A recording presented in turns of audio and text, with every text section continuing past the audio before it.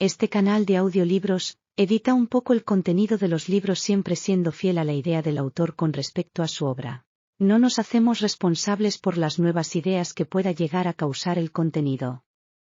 Nuestro único fin es esparcir de forma libre la información. La catástrofe de las letras. De Atsushi Nakajima. ¿Cómo demonios es posible que exista el espíritu de las letras? Los pueblos de Asiria conocen innumerables espíritus. Enlil, que pulula por la noche, y su mujer Ninlil. Namtar, el que desata las epidemias. Etimu, espíritu de los difuntos, y Lamastu, la secuestradora. El cielo de Asiria está lleno de numerosos espíritus malignos. Sin embargo, nadie había oído hablar del espíritu de las letras. En aquel tiempo, aproximadamente el 20º año del reinado del gran rey Asurbanipal, corría un insólito rumor por la corte de Nínive. Decían que por las noches se escuchaba un extraño cuchicheo en las tinieblas de la biblioteca. Por entonces, a duras penas el gran rey Asurbanipal había terminado de sofocar la rebelión de su hermano mayor, el rey Samasumukin, tras la caída del palacio de Babilonia. No obstante, comenzó a investigar el rumor, sospechando que se podía tratar de un complot organizado por sus opositores, pero resultó no ser así. No cabía duda de que aquellas voces provenían de algún espíritu. Alguien comentó que eran las voces de los espíritus de los prisioneros babilonios que acababan de ser ejecutados ante el rey. No obstante, cualquiera sabía que eso no era cierto. Más de 1000 prisioneros procedentes de Babilonia habían sido ejecutados y sus lenguas fueron arrancadas sin excepción. Cuando amontonaron todas esas lenguas, se formó una pequeña montaña. Este hecho era bien conocido por todo el pueblo. No era posible que los espíritus deslenguados pudieran conversar. Tras haber estudiado en vano la astrología y consultado los auspicios con el hígado de una oveja, no había más remedio que concluir que el cuchicheo provenía de los libros o las letras. Nadie sabía cuál sería la peculiaridad del espíritu de las letras, suponiendo que existiera. El gran rey Asurbanipal convocó a un anciano erudito, Nabu-Ajeriba, que tenía unos enormes ojos y el pelo rizado, y le ordenó investigar al espíritu desconocido. A partir de ese día, el doctor Nabu-Ajeriba acudió diariamente a la biblioteca, que más tarde quedó sepultada bajo la arena durante 200 años, predestinada a ser excavada 2300 años después, y se enfrascó en el estudio exhaustivo, analizando pormenorizadamente cada texto. En Mesopotamia no se fabricaban papiros, a diferencia de Egipto. La gente grababa complicados signos en forma de cuña en tablas de arcilla con un pincel rígido. Los libros eran como tejas y la biblioteca se parecía al almacén de un puesto de cerámica. En la mesa del viejo erudito, cuyos soportes eran las patas de un león desde el muslo hasta las garras, se encontraba cada día montañas de tejas apiladas. Entre esa pesada sabiduría ancestral procuraba descubrir algún documento sobre el espíritu de las letras, pero era inútil. Únicamente encontró un escrito que decía que Nabu de Borsipa era capaz de manipular las letras. Tenía que resolver por sí mismo si existía un espíritu en las letras o no. El viejo doctor se alejaba de los libros y pasaba todo el día mirando fijamente una sola letra. Los adivinos eran expertos en intuir cualquier fenómeno, fijando su mirada en el hígado de una oveja. El doctor intentó averiguar la verdad a través de la mirada fija y la observación, siguiendo la técnica de los adivinos. Mientras tanto sucedió algo extraño. A medida que clavaba los ojos en una letra durante mucho tiempo, esa letra se deshacía sin darse cuenta. No podía evitar verla como una mezcla de unas líneas y sentido. ¿Cómo podía representar un determinado sonido y su significado un mero conjunto de líneas? No había forma de saberlo. El venerable Nabu-Ajeriba se topó con ese extraño fenómeno por primera vez en su vida y quedó profundamente sorprendido. Algo que consideraba tan natural desde hacía 70 años hasta ese momento ya no era natural ni necesario. Fue como una venda que cayera de sus ojos. ¿Qué es lo que trae un sonido fijo y un sentido determinado a un grupo de simples líneas desordenadas? Cuando llegó a esta conclusión, el viejo doctor reconoció indudablemente la existencia del espíritu de las letras. Cuando las manos, las piernas, la cabeza o el vientre no están unidos por el alma, no forman un ser humano. Del mismo modo, ¿cómo un conjunto de simples líneas pueden poseer sonidos y significados sin un espíritu que las una? Tras este descubrimiento, comenzó a percibir gradualmente características del espíritu de las letras que hasta entonces desconocía. Había tantos espíritus de las letras como objetos en la tierra. Los espíritus de las letras se engendraban y multiplicaban como ratas salvajes. Nabu-Ajeriba recorría la ciudad de Nínive, inquiría a quienes habían aprendido a leer recientemente y les preguntaba a cada uno pacientemente si les había sucedido algo fuera de lo normal, algo de lo que se hubieran percatado antes de que supiesen leer esas letras. Por esa razón, procuró aclarar el papel que desempeñaba el espíritu de las letras contra las personas. El resultado fue una extraña estadística. Había una abrumadora mayoría de personas que, desde que habían aprendido a leer, eran de repente incapaces de atrapar piojos. Se les metía más polvo que antes en los ojos. Apenas podían atisbar la figura de las águilas en el cielo, que hasta entonces podían ver sin dificultad. Percibían el color del cielo menos azul que antes. El espíritu de las letras devora los ojos de las personas. Es como si se tratara de un gusano que horada la cáscara de la nuez y se come hábilmente todo el grano que está en su interior. Nabu-Ajeriba lo anotó en una nueva tabla de arcilla. También había bastante gente acorde a ese estado desde que había descubierto las letras. Empezaban por toser, se quejaban de los estornudos que habían comenzado a soltar, comenzaban a tener hipo y sufrían diarrea. Parece que el espíritu de las letras mina la nariz, la garganta y el estómago de las personas, añadió el erudito anciano.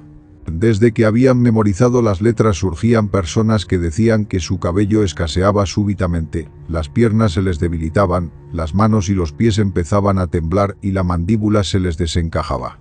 Nabu-Ajeriba concluyó finalmente. El mal de letras logra dañar la inteligencia de las personas y paralizar la mente humana. Es decir, llega hasta el final. En comparación con el estado anterior al aprendizaje de letras, los artesanos perdían su destreza. Los soldados se volvían cobardes. Los cazadores fracasaban frecuentemente en atrapar a los leones. Todo esto se veía claramente en aquella estadística. Había quien se lamentaba porque ya no disfrutaba haciendo el amor con las mujeres desde que comenzó a intimar con las letras. Sin embargo, la persona que había comentado esto era un viejo que tenía más de 70 años. De modo que no se podía saber si era realmente por culpa de las letras. Así creía todo esto Nabu-Ajeriba. Parece que los egipcios consideran la sombra de un objeto como una parte de su propia alma. ¿Serían acaso las letras como esas sombras?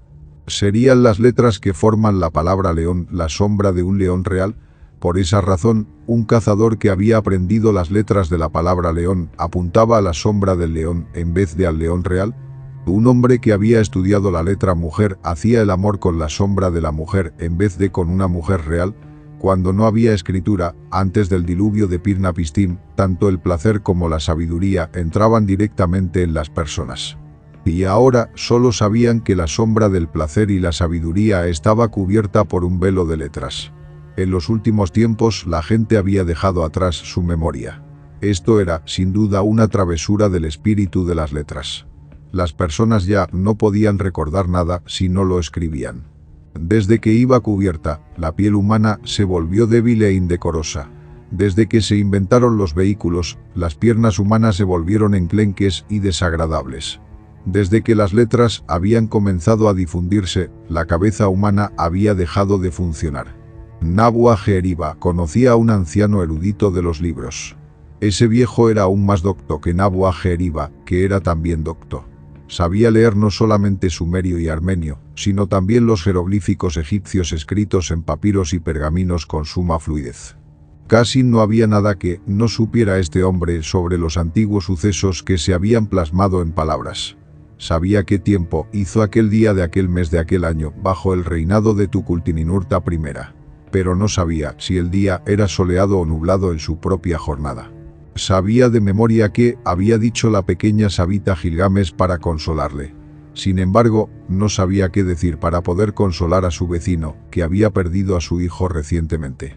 Sabía qué clase de vestuario ostentaba Samuramat, la esposa de Adad-Nirari.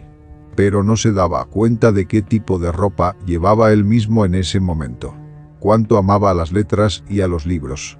Nunca se quedaba satisfecho leyéndolos, memorizándolos y acariciándolos. Los adoraba hasta tal punto que masticó las tablas de arcilla de la versión más antigua del Cantar de Gilgamesh, las diluyó en el agua y se las tragó. El espíritu de las letras devoraba sus ojos sin clemencia y era ya muy miope. Aún así no paraba de leer aquellos textos, acercando tanto sus ojos que la punta de su nariz aguileña tenía un duro callo por el roce con las tablillas. El espíritu de las letras también carcomía su columna y caminaba tan encorvado que la mandíbula se le pegaba al ombligo. No obstante, no se daba cuenta de que él estaba encorvado, aunque supiera escribir la palabra encorvado en 5 idiomas. El doctor Nabuaje-Eriba calificó a este hombre como la primera víctima del espíritu de las letras. Sin embargo, a pesar de su aspecto miserable, este anciano parecía siempre tan feliz que provocaba envidia. Esto le extrañaba bastante a Nabuaje-Eriba, pero lo consideraba una consecuencia del mágico y astuto poder del espíritu de las letras, como si se tratara de un afrodisíaco. Casualmente el gran rey Asurbanipal enfermó. El médico de la familia real, Arad Nana, diagnosticó una dolencia grave y tomó prestada la vestimenta del rey. Se la puso y se disfrazó del rey. De esta manera intentó engañar al dios de la muerte, Ereshkigal, para transferir el mal desde el rey a él mismo. Había algunos jóvenes que desconfiaban de este anticuado método típico entre los médicos. Esto era completamente irracional. ¿Cómo demonios un plan tan infantil como este podría engañar a Ereshkigal?, decían. Al oírlo, el erudito Nabuaje-Eriba se mostró disgustado. Como en estos jóvenes, algo extraño hay detrás de esa actitud que pretende encontrar una razón para todo. Es algo verdaderamente extraño, como si un hombre lleno de mugre se dedicase a decorar delicadamente una parte de sí mismo sin sentido alguno, como la punta de un pie. Este tipo de persona no entiende qué lugar ocupan los seres humanos entre las nubes del misterio. El sabio anciano estimó el racionalismo superficial como una especie de enfermedad. Y había sido, sin duda, el espíritu de las letras quien había difundido esta enfermedad. Un día vino un joven historiador, el escribano de la corte llamado Isdinabu, y preguntó al viejo doctor qué era la historia. Al ver la expresión atónita del doctor, el joven se explicó. Había varias explicaciones sobre la reciente muerte del rey de Babilonia, Shama-Shumukin. Era cierto que fue él mismo quien se tiró al fuego. Pero algunos decían que el rey llevó una vida indescriptiblemente lasciva, fruto de la desesperación, durante su último mes. Otros comentaban que el rey se dedicaba a purificarse cada día y que seguía rezando a Shamash. También había algunos que afirmaban que se arrojó al fuego únicamente con su esposa legítima, y otros contaban que primero lanzó cientos de cortesanas y concubinas a la hoguera de leña y finalmente se tiró él también. Nadie sabía qué versión era la correcta, de modo que todo terminó desvaneciéndose como el humo. Pronto el gran rey me va a ordenar elegir una de ellas y anotarla. Esto es un mero suceso, pero ¿es correcto que la historia sea algo así? Al observar que el erudito doctor guardaba un erudito silencio, el joven historiador reformuló su pregunta de la siguiente manera. ¿Es la historia aquello que sucedió en el pasado o son las letras escritas en tablas de arcilla? El anciano doctor percibió entonces un matiz en esa pregunta, como si estuviera confundiendo la cacería del león con un relieve que representara la cacería del león, pero que no podía plasmar exactamente en palabras. Así que le contestó al joven de la siguiente manera. La historia es tanto aquello que sucedió en el pasado como lo que está anotado en las tablas de arcilla. Ambas cosas son iguales. El historiador preguntó, ¿y los errores de transcripción? ¿Fallos de transcripción? Déjate de bobadas. Lo que no está escrito no existió. La semilla que no germina no existe desde un principio. La historia son estas tablas de arcilla. El joven historiador miró tristemente la tabla que estaba señalando el doctor. Relataba la conquista del rey Sargón, escrita por el mejor historiador del país, Nabu-Sarin-Sun. Allí, en la superficie de la tabla, se encontraban algunas semillas de granada aplastadas y mugrientas que el anciano había escupido al hablar. Parece que tú, Isdinabu, aún desconoces el terrible poder del espíritu de las letras que nos envía el dios de la sabiduría, Nabu de Borsipa. Una vez que el espíritu de las letras se apropia de cualquier acto y lo representa con su propia figura, ese acto obtiene la vida eterna. Y al contrario, aquellos que no han llegado a manos del poder del espíritu de las letras desaparecen para siempre. ¿Por qué no existen las estrellas que no están descritas en el documento de Anu Enlil de la época antigua? ¿Por qué no las plasmaron en letras en el documento de Anu Enlil? Cuando la gran estrella Marduk, Júpiter, atraviesa la frontera de la cría de oveja, Orión, cae la ira de los dioses. Cuando el eclipse aparece por encima de la luna, los amorreos padecen numerosas catástrofes. Todo esto sucede porque así está escrito en los textos antiguos. Como no existían las letras para la palabra caballo, los sumerios no conocían los caballos. Nada podría ser más terrible que el poder del espíritu de las letras. Si crees que tú y yo somos los que escriben utilizando las letras, estás profundamente equivocado. Nosotros somos humildes siervos a las órdenes del espíritu de las letras. Aún así sufrimos un daño terrible por parte del espíritu de las letras. Ahora mismo estoy estudiando diligentemente este tema. Ahora mismo dudas sobre las letras que se emplean para escribir la historia. Esto te está sucediendo porque has intimado demasiado con las letras y el veneno de ese espíritu te está afectando. El joven historiador partió con una extraña expresión. Durante un rato el viejo doctor lamentó que el espíritu de las letras estuviera intentando atacar incluso a un joven tan prometedor como ese. Concebir dudas sobre las palabras por haber intimado demasiado con ellas no era ninguna contradicción. Hacía unos días el mismo doctor había devorado un cordero asado casi por completo, ya que siempre había sido muy glotón. Sin embargo, algún tiempo después, apenas podía soportar la visión de las ovejas pastando sin que le inundara una incontrolable sensación de repugnancia. Después de que se hubiera marchado el muchacho, de repente Nabuaje-Eriba empezó a deliberar, mesándose el escaso pelo rizado que le restaba en su cabellera. Quizá había elogiado el poder del espíritu de las letras en su conversación con ese joven. ¡Qué acto tan lamentable! Chasqueó la lengua. Incluso yo estoy siendo embaucado por el espíritu de las letras. En realidad, desde hacía bastante tiempo, el espíritu de las letras le estaba causando una temible enfermedad al anciano doctor. Había comenzado cuando se dedicó a pasar el tiempo mirando fijamente una letra durante un par de días para descubrir la existencia del espíritu de las letras. Durante ese tiempo, las letras que tenían un sonido y un sentido determinado súbitamente se descomponían y transformaban en meros conjuntos de líneas rectas. Esto es algo que ya habíamos comentado. Desde entonces, además de afectar a las letras, un fenómeno similar a este empezó a extenderse a todos los aspectos de su vida diaria. Mientras miraba fijamente una casa, ésta se transformaba, en el interior de sus ojos y de su cabeza, en un conjunto sin sentido de vigas, sillares, ladrillos y yeso. No entendía cómo algo así podía servir de morada para una persona. Al mirar la figura de los seres humanos sucedía lo mismo. Todo se podía analizar por partes, pero su conjunto carecía de sentido.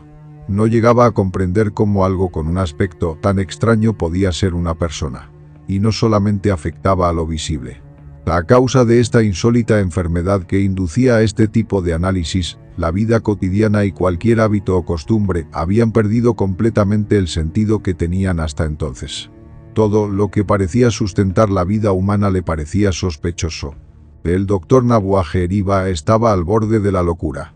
Pensó que, si continuaba su investigación sobre el espíritu de las letras, podría costarle la vida. Se quedó estupefacto, redactó inmediatamente un informe sobre la investigación y se lo entregó al gran rey Asurbanipal. Bien era cierto que el doctor añadió parte de sus opiniones políticas en él. Asiria, un insigne reino militar, había sido carcomido por completo por el invisible espíritu de las letras. Además, apenas había gente que se hubiera percatado de ello. Si no se corrigiera la actitud de sumisión incondicional, se terminarían arrepintiendo. El espíritu de las letras iba a ejecutar su venganza contra este charlatán. El informe de Nabuaje-Eriba indignó al gran rey. Era natural, ya que el gran rey era un acérrimo incondicional de Nabu y también una persona culta de primera categoría en aquel tiempo. Ese mismo día el anciano erudito fue cesado de sus funciones. Si Nabuaje-Eriba no hubiera sido su maestro desde la infancia, el gran rey le habría condenado a ser desollado vivo. El doctor se quedó perplejo por la inesperada reacción del rey e inmediatamente reconoció que se trataba de la venganza del malvado espíritu de las letras. Sin embargo, la cosa no acabó aquí. Un par de días después, cuando un gran terremoto atacó la región de Nínive y Erbil, el doctor se encontraba casualmente en la biblioteca de su propia casa. Como su casa era ya vieja, las paredes se desmoronaron y las estanterías se vinieron abajo. Innumerables libros, cientos de pesadas tablillas de arcilla cayeron encima de este charlatán junto con un terrible susurro maldito de las letras. Y así murió el doctor, aplastado cruelmente. Gracias por ver el vídeo, deja tu like, suscríbete y síguenos en nuestras redes sociales, están en la descripción.